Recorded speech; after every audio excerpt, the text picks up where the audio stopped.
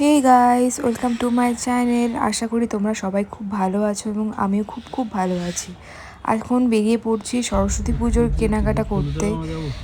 প্রচুর ভিড়, রাস্তায় প্রচণ্ড জ্যাম।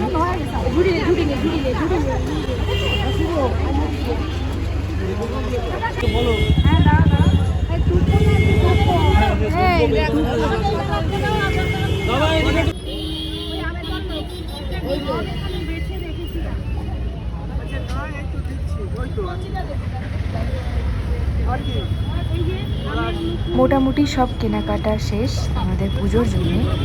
আর এই হচ্ছে আমার হাতে মায়ের মূর্তি। তো আমার খুব ভয় করছিল যে হাত থেকে না পড়ে যায়, তো খুব শক্ত করে ধরেছি গাড়ির মধ্যে, নয়তো পড়ে যেত। এইবার চলে যাচ্ছি আমার নিজের ফ্ল্যাটে। আমি আবার একটু বেরিয়ে পড়েছিলাম, মানে লাস্ট মিনিট যে শপিং হয় যেগুলো বাদ থাকে সেটার জন্যে। তো আমি আর আমার মামা বেরিয়ে পড়েছিলাম সেটা করতে, ষষ্ঠীর জন্যে। ঠিক আছে, তো গিয়ে সারা রাত ধরে আমরা ওই ঠাকুরের ফুলগুলো নিয়ে সাজানো, মানে আমি সব ডিজাইনটা করেছি। কেমন লাগছে তোমরা একটু দেখে বলো। আর এই যে মূর্তিটা, আমি এটা চয়েস করেছি।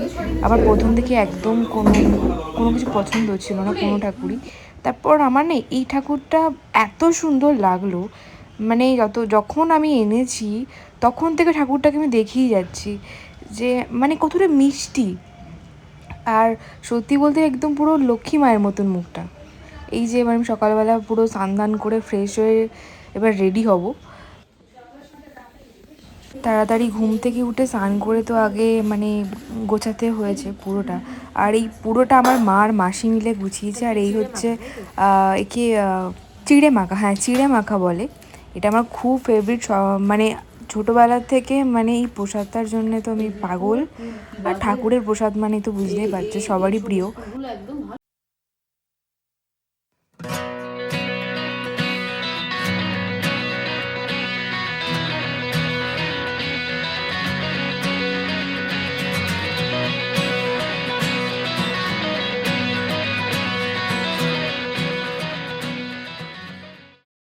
বলো তো কিছু, তুমি এখন চা বানাচ্ছ? আরে বাবা কিছু হবে না, ব্লগে কথা বানাচ্ছি তখন। দিদুনকে একটু ক্যামেরাতে নিলে দিদুন বলে এই আমাকে দেখাস না। তো এখন চা বানাচ্ছে দিদা। আর এদিকে মামা মানে পায়েস বানানো হবে, তো সেই জন্যে দুধ করছে। এদিকে আমার মা দেখো পালিয়ে যাচ্ছে ক্যামেরার ভয়তে। সবাই এরকম কেন করে আমি বুঝি না। পুজো হচ্ছে আজকে, খুব সুন্দরভাবে পুজো হবে।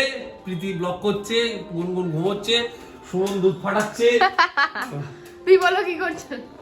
আমি হ্যাঁ, আমি কি করছি? আমি দুধটা জাল দেওয়ার জন্য ব্যবস্থা করছি। কতবার চা হবে তার জন্য নাকি? পায়েস, পায়েস হবে। পায়েস হবে। আচ্ছা, আজকে আমাদের পায়েস হচ্ছে। আর মালাই মারকে চা। হ্যাঁ, ওটা ব্লগে দিয়ে দেবো কিভাবে মালাই মার্কা চা বানাতে হয়। হ্যাঁ হ্যাঁ, ঠিক আছে, তুমি একদিন দেবে এটা। এই যে আমাদের ঠাকুর।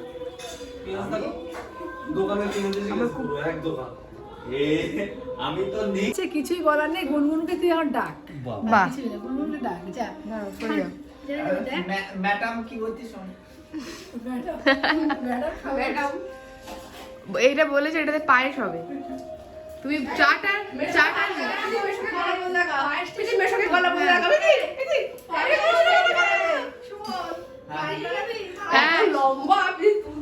যতই বলো না কেন, পুজোর সকালটা একটু আলাদাই হয়। তো আজ আমাদের বাড়িতেও তাই সেটাই হচ্ছে, সবাই খুব মজা করছিল। তো এখন চলে এসে ঠাকুর মশাই, তাই জন্যে মা শাক বাজাচ্ছে, এটা নিয়ম।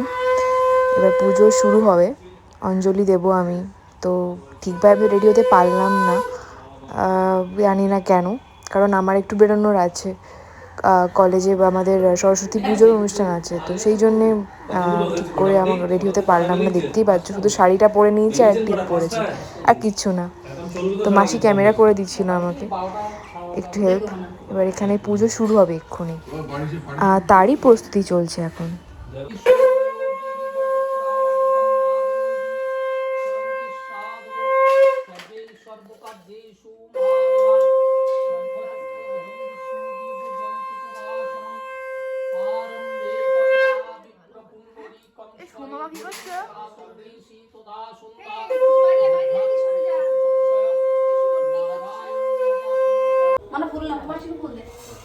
তুমি ওদিকে আগুন জল সরে দাঁড়াও দিকে।